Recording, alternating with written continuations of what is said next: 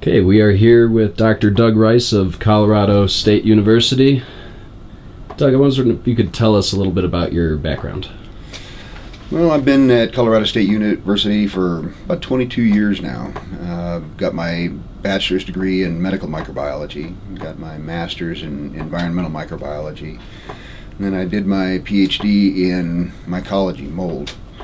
So before that, I was head of microbiology at Clorox, and had an opportunity to come back to the university. And have you been called as expert before, or give testimony in the past to various substances, or? Absolutely, yeah. I've testified mostly in the area of mold, mold remediation, that sort of thing, trying to figure out what's going on. Worked a lot with different organisms, trying to get hospitals back up and running after Katrina, after I've been to essentially every hurricane or tornado for the last 15 years.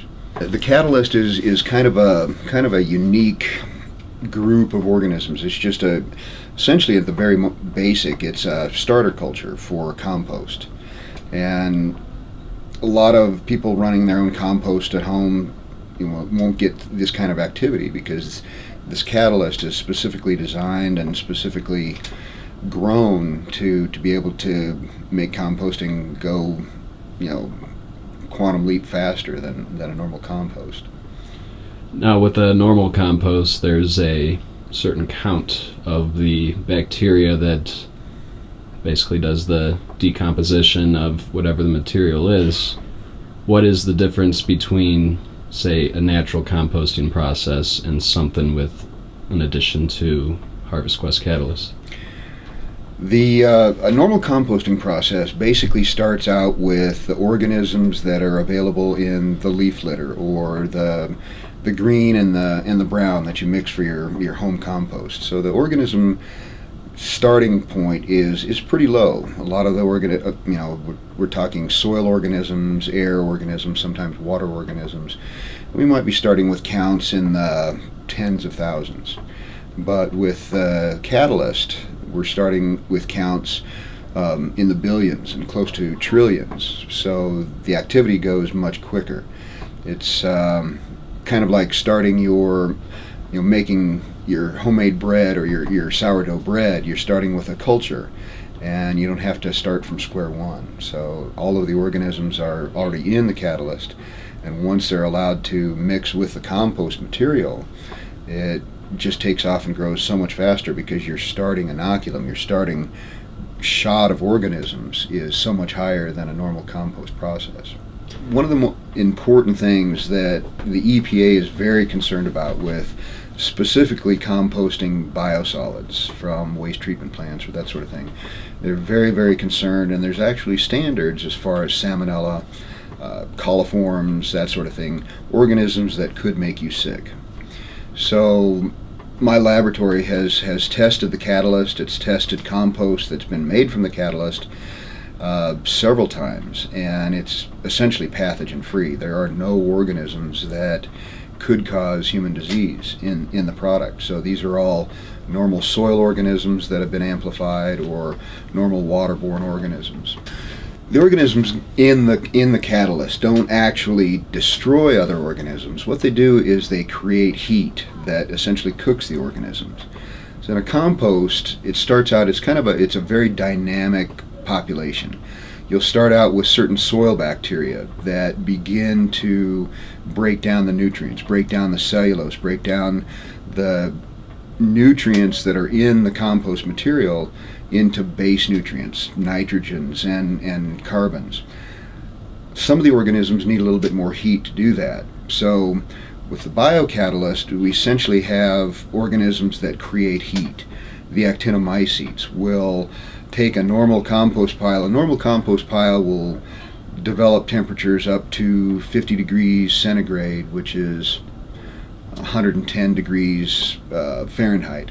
But with the biocatalyst, the extra input of organisms, you're going to get temperatures that exceed that well into the 150, 160, 200 degree range at times. And that extra heat will completely kill the pathogens. Any organism that could cause disease is going to be completely sterilized. So if there's a billion or a trillion organisms. It's the activity and that many of them that are just moving around that creates this heat. Absolutely, that's a good way to put it. Basically, life generates heat, and when you have billions of organisms, that many organisms are generating much more heat at a quicker rate. Oh, the actinomycetes? Actinomycetes. Yeah.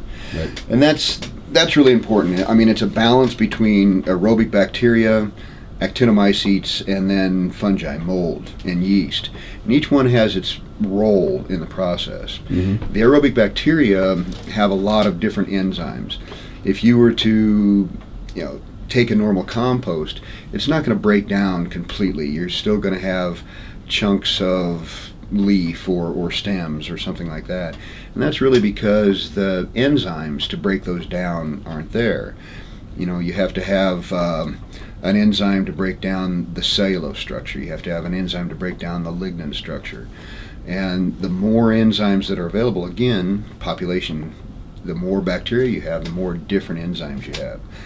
So the role of the bacteria really is to have a wealth of enzymes that will break down the nutrients. Likewise, the mold, the fungi, will have specific enzymes that the bacteria don't have. So it's really kind of a dynamic system. If it was low in mold counts, we wouldn't get a complete breakdown of some of the wood material, the lignins. If we had more only bacteria, we might just be breaking down some of the nitrogens and things like that. But with the complex balance of organisms that are in the catalyst, we're able to break down just about anything organic. With everybody that's done their own home composting ends up 2 weeks into it and they can't get anywhere near the compost pile because of the odors. Or it'll sit there for a month and not break down at all. So getting the right balance of organisms is very important, just that you don't get any off odors. If you just throw in a bunch of organisms that aren't designed to be in there, they're going to produce some nasty odors. They're not going to bring the temperatures high enough to where you're going to kill the organisms that can make you sick. So balancing these organisms is a critical start. And then the balance that Harvest Quest has achieved actually takes away odors, or is able to, from everything I've heard, is that's one of the big points, is that odors are cut. Absolutely, and that's really critical. That's difficult to do. And again, anybody that has done their own home compost, just getting a balance with throwing leaves in and then throwing grass in and then more leaves in, it's really almost impossible to get that balance of organisms and the right blend, the right mix to be able to eliminate the odors. Because compost degradation, municipal landfills, dumps, swamps, any bacterial life or even fungal life puts off odors. So if we balance the organisms that produce odors are not going to survive. That's interesting. Yeah, a gram, that's what's really amazing about the catalyst. A gram has billions of organisms in it, and a gram of soil is about what you could fit into a pen cap. So if we drop a gram of this 2 billion, 200 million, almost trillion number of organisms, they're hungry. They want to eat. So you supply them with these organic materials, they're going to spread so rapidly throughout the compost pile that, again, having such a high concentration of organisms in the catalyst gives you a head start. And these guys are looking for more food, so each one of those billions of organisms is going to go off and make billions of more organisms just by dividing. And that's another interesting thing. In the catalyst, most organisms in the environment will double probably every 2 hours. Some of the mold will double every 2 days. Whereas with the catalyst, we're seeing doubling times, multiplication times of less than 20 minutes. So every 20 minutes, you start out with 2 organisms, you have 4, 20 minutes later you have 8. But when we're working with catalyst, within 20 minutes, our 2 billion is now 4 billion, our 4 billion is now 8 billion, and that's really how it spreads throughout the compost. It becomes just voracious eating machine, and they just work their way through the compost very quickly. Yeah, and the biosolids end up completely clean, safe. There's none of the human organisms in there that we started with. They've essentially, the organisms that started in the biosolid have been cooked. They've been burned up and replaced completely by the organisms from the catalyst, which again are just normal soil organisms, and it creates a wealth of nutrients. You know, you look at some of these bags of compost that you get at, you know, one of your, you know, big box home stores or something like that. You don't really know if that's had the chance to cook at higher temperatures to be able to eliminate. In fact, some companies will actually take their compost and put it through an oven to try to match what the Harvest Quest catalyst can do on its own. And then the fertilizer companies, they're throwing, you know, straight nitrogen, straight chemicals onto the crop.